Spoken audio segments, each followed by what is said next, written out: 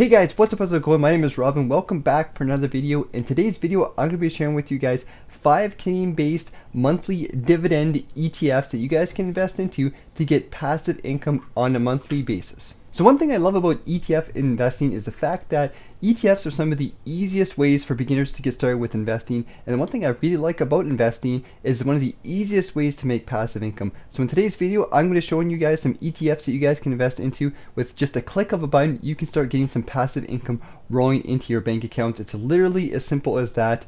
And I gotta be honest with you guys, investing is probably the best way to make passive income there ever is, because all you have to do is click a button and then you don't have to do anything else and the money keeps rolling in.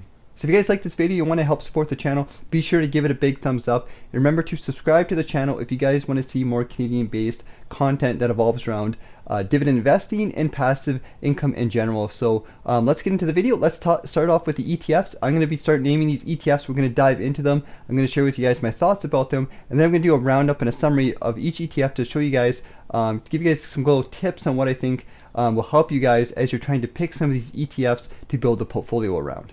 So the first ETF that we're going to be talking about today is going to be XDV. And this is an iShares ETF, and we have a couple iShares ETFs we're going to be covering first in today's video, and then I'll jump and I'll show you guys a Vanguard ETF, and we're going to finish up with a Bank of Montreal ETF, just so you guys can have a bit of variety on the channel. So the first one, XDV, is going to be the ticker, and it's currently trading at $30 Canadian, so it's a little bit of a lower priced ETF. And the year-to-date return on the ETF is at 1.42%, return as of January 25th, 2022. And XTV is an ETF that is diversified exposure to 30 of the highest yielding Canadian companies in the Dow Jones Canadian Total Market Index, and it's based around dividend growth, dividend yield, and payout ratio. And again, this is a monthly dividend-based fund. So all these funds throughout this video are going to be monthly dividend-based, so you guys can kind of get an idea of the passive income that they can create for you guys. Going down here, we have the performance of the fund itself. Here's the average annual return. So in the past year, this fund has returned 31%, which is a pretty big return, but keep in mind, Canadian stocks did have a big dip in 2020, and then 2021 was kind of the recovery year, and also a good year in terms of gains. So that 31% is kind of a representation of the big rebound plus a little bit extra. Going over the 3-year return, we can get a little bit of an accurate picture of a 16% return on average per year. Over the course of 5 years, once again, it's kind of averaging down to be more accurate at a 9% return. And over the past 10 years, this fund has got a return of 8%, which is pretty good actually. And this inception period basically tells us from the first year that the fund was created to today's current date, this is the average return. So that 7% kind of makes more sense. That's kind of what the average is. So if you invest in the fund since the beginning, it looks like the beginning of 2009, you would have got an average return of 7%. But I like to compare the inception as well as the last 5 to 10 years, so you can get a kind of accurate result of what's been happening long term, but also what's happening kind of in the more recent past couple years. You can also go to calendar year here and see the individual year returns to get a better idea of how the fund performed on each given year. Scrolling down here, there's some more key facts about the fund. We're going to look at the number of holdings. So we have 30 different stocks with this fund. Going down, we have a DRIP program which is offered, which is always good. The distribution frequency, which is the dividend payouts, is monthly. The distribution yield for the portfolio is around that 4%, which is pretty high, 4.8%. So, if you invested $1,000 per month into this fund or something like that, you would take 1,000, look up what 4% of 1,000 is, divide that by 12, and you would get your monthly income. 4% is pretty high for a dividend yield fund. But that's kind of what this fund is trying to do. One important thing to talk about really quickly here is the fees of the different ETFs, and you're going to see that these different ETFs have a different ranging fees, and all these fees, generally speaking, are kind of on the lower side. The fee for this ETF is going to be 0.55%, which isn't super high, but it's not super low either. It's kind of in that low to medium range. So the fee itself is not bad. If you're picking your own ETFs and you're buying them yourself, you're paying 0.55% on whatever it is your portfolio value is. So if you had $100,000 in this ETF, you'd be paying 0.55% in a fee of that total portfolio value. So if you're managing it yourself, it's not too bad. If you were paying somebody to manage this portfolio, like an advisor or something, and they're charging like a 1 or 2% rate, plus the fee, then that's where it can be a little bit expensive. But 0.55% in regards to fee, it's not too bad. It's not super cheap, but it's not bad either. The most important thing is to look at the returns and make sure that the fund aligns with your goals as an investor. And then, if you can get a cheap fee, that's good as well. Risk indicator is medium on the scale of iShares. So this is basically saying how volatile the shares are. So you see a lot of ups, you see a lot of downs, and the higher the difference between the two, the more the risk. Keep in mind, low risk or high risk doesn't mean you're going to get a better return. It's just showing you how much the price of those stocks are changing on a regular basis. And the higher the risk, the more it changes, and the lower it changes. Going over down here to the holdings, we can see the different holdings of the fund. I'm going to click all holdings so we can see like a little brief overview here. It's important to take a peek at the ticker, the name of the stock, and the weight of the stock, as well as the sector. Now there is a graph we're going to check really quickly here. Shortly it's going to show the sector so you guys can get a better idea of that. But look at the weighted percentage of these different companies. So we have CIBC, we have Bank of Montreal, Royal Bank of Canada. So the first three stocks in this fund make up a big chunk of the banks. And then we have Canadian Tire, Bank of Nova Scotia, Bell, TD, Labrador Iron Ore Royalty Corp, that's a new one for me, TC Energy Corp, and the National Bank of Canada.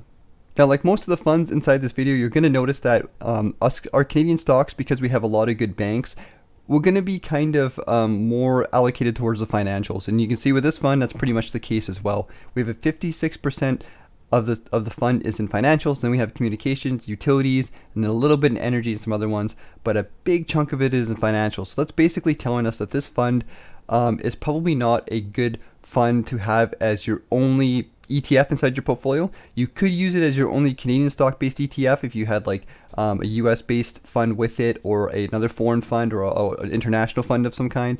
But if you're using this fund as your only fund in your portfolio, I would say you probably need to diversify, because it's always smart to diversify by country. So you have a Canadian one, a US one, and maybe a global one or something like that, whatever you guys want to do. But in regards to this ETF being like the only ETF in your portfolio, I would highly recommend that you pick another ETF with it, because you're heavily exposed to financials. And even though that isn't bad, because we have a lot of good finance stocks in Canada, on the overall picture, you definitely want more diversification inside your portfolio. Moving on to the second ETF in this video is going to be XEI. This is another iShares S&P TSX Composite High Dividend Index ETF, and this one trades at $25 or $26 Canadian, and the year-to-date return of January 25th is 2.19%. The focus of XEI is to pay monthly income. It has a very low cost and is designed to be a long-term functional holding. So they're basically saying that this is a good ETF to hold for the long term. Taking a peek at the returns here, we're just going to go through this stuff really quickly for all of these different ETFs. We can see that the average annual return is showing that over the past year, this fund has returned quite well at that 35%, over the past 3 years, 16%, 5 years, 8%, 10 years, 7%, and then inception sitting at this 7%. So that's a pretty good return. And once again, you can check out the calendar year for each individual year if you want to be actually precise with the returns for each year and get a better idea. Looking at this fund, we have 76 holdings, so it's a lot more diversified fund. We're holding a lot more stocks. It does feature a DRIP program. The distribution is monthly, of course, and the distribution yield is 3.77%. So a little bit of a less distribution yield, but a lot more diversity with this fund. And we'll take a peek here at the fees, because this is kind of the highlight of this fund. We have low fees, so a low management fee sitting at 0.22%. That's, I think, the lowest one we have so far. About half the management fee of the 0.55% of the previous ETF. So again, it doesn't sound like a lot of money, but like when you're holding a big portfolio and you're looking over the course of like a 10-year period or even longer, those fees can add up. So if you can drop them down a bit, it will make a big difference. Looking at some of the holdings, we have a little bit of a different holdings than the previous ETF, and you can take a peek even at the top holding stocks to see the difference. The number one stock we have is Canadian National Resources. We have Suncor, TC Energy, RBC, Enbridge, TD, Bank of Nova Scotia, Bell, TELUS, and Bank of Montreal. So a little bit of different profile from the other ETF. And looking at the sectors with this one, we have a much more balanced portfolio here. So this fund would be a really nice fund. You could be like, you know what, if I want to just get more exposure to the overall Canadian market and make this my only Canadian based ETF, you could probably definitely do it because you're having 30% of the fund is being exposed to energy, 30% is being exposed to financials, and then we have 15% to communications, utilities, and even a little bit of real estate. So you're getting a much more broader based fund. So this is definitely kind of fits the more you kind of buy, set it, forget it type kind of fund, and you don't need to worry about it because your Canadian stocks, because it kind of holds a little bit of everything and it is dividend focused. So the third and final iShares ETF that we're going to be taking a look at today is going to be CDZ. That's the ticker for this one. And this is the Canadian Dividend Aristocrats Index ETF. And you'll notice that a lot of these ETFs kind of are sort of similar to the same. You know, they're good solid ETFs. These are all good ETFs you could buy, but they have some little different key differences that we kind of highlighted, right? This fund trades at $31 Canadian and it's currently at negative 1.24% return year to date. And CDZ is a little bit different in the fact that it looks for large established Canadian companies that increase ordinary cash dividends every year for at least 5 consecutive years. That's why looking at those dividend aristocrats, and it is focused on monthly dividend income. So this fund is looking for stocks that are not focused quite on having that higher yield, but they're focused on stocks that regularly increase their dividends over time. And I'm a big fan of this type of investing, so this fund kind of interests me. Looking over the average return, we can see that over the past year, it's at 25% return, 3 years, 15%, 5 years, 8%, 10 years, 8%, inception 7%. So pretty similar to the other funds. We can look at each individual year as well. You notice with this fund, there's a little bit less growth overall in terms of like the big jumps, but there's also less dips as well. That's one thing I noticed about this one. And again, keep in mind, a fund like this is focused on growing that passive income over time with these stocks too. And it is focused on stock appreciation as well, because you have stocks that have a little bit of a lower yield, but they're also regularly growing those dividends on a regular basis. So we have 86 holdings in this fund. So actually, I think that's the biggest one we've had so far in terms of number of holdings. We have different investment programs. We have a DRIP, which is important.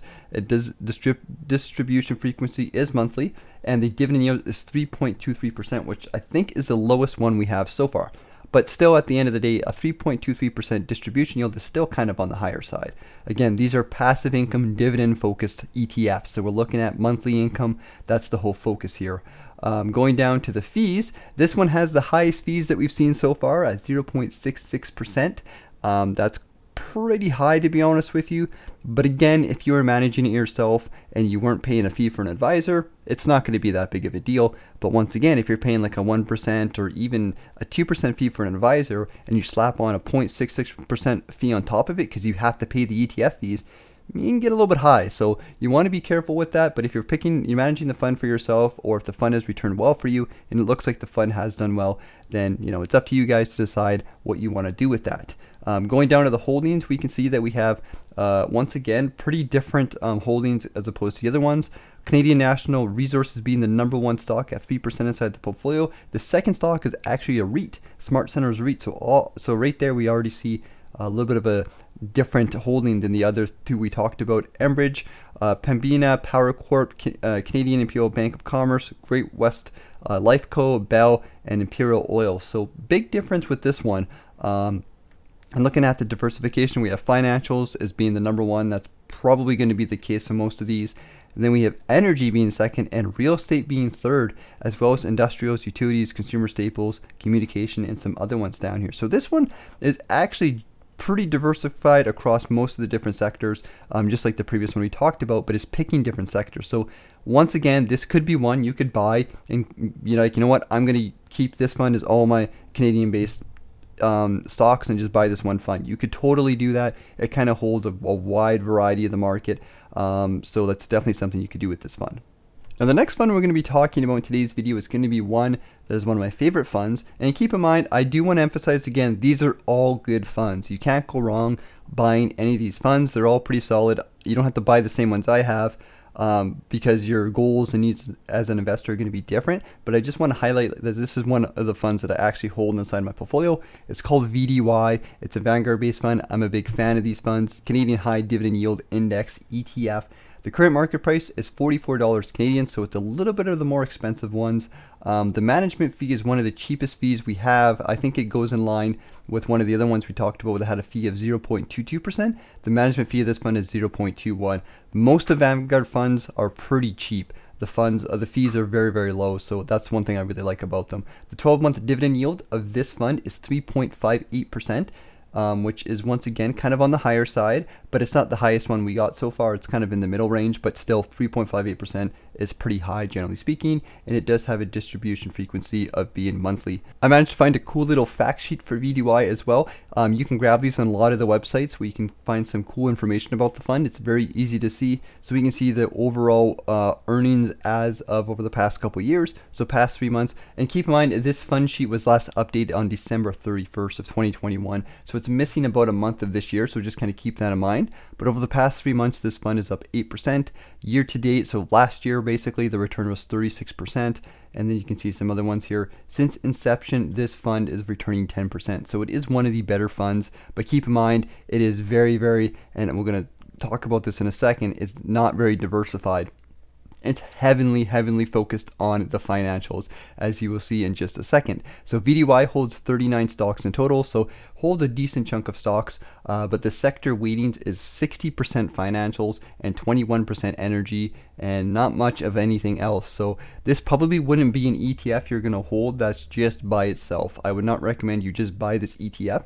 Once again, my approach is I focus on buying the US market, which is the S&P 500. I buy VDY for my Canadian stocks, and then I pick and choose a couple other individual stocks for my portfolios. And there's nothing wrong with that, but I just wouldn't recommend you just buy this one ETF because it is heavily focused on financials, and you never know if something happens with the finance field. Typically, our bank stocks are some of the best stocks we have, in my opinion, but they do go through some rough things sometimes, and you don't want to be heavily weighted into one sector here. The top holdings in this one is RBC and TD. These are my two favorite bank stocks as well. 14% into RBC and 13% into TD. Bank of Nova Scotia, Enbridge, Bank of Montreal, CIBC, Canadian Natural Resources, Bell, TC Energy, and some other ones here. So pretty basic profile, but it is focused on some of the, it's a combination of higher yields as well as higher dividend growth and stock appreciation. I really do like this fund, but once again, keep in mind it is similar to some of the other ones that we already mentioned so far in this video. But not least, we're going to focus on a BMO or Bank of Montreal bank focused ETF, and once again, this one is a little bit different. I tried to pick some different ETFs that focus on some different things so you can get an idea of some of the differences between the ETFs, even though, you know, in Canada, we don't have a huge market to pick from when it comes to good quality dividend stocks, but you guys can see some of the differences here. And I want to show you guys how you can kind of dissect them and see the differences. So the ticker for this fund is ZEB from Bank of Montreal. The expense ratio for this one is 0.28%, so it's fairly low. That's a pretty low fee, and you can stick it into your RRSP and TFSA. It's DRIP eligible, and its distribution is monthly.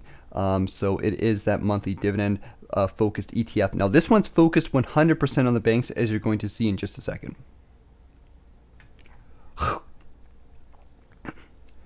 We can see the fund performance of this ETF here. So we have the last month, we have the last 3 months, we have the last 6 months, and going forward. Now again, this one was last updated on December 31st of last year, so it's not quite updated for the start of this year, but you can just see since inception, this fund has returned 12% average annually, and that's because this is focused on the Canadian banks. And again, like I always emphasize, the Canadian banks are some of the best stocks to hold.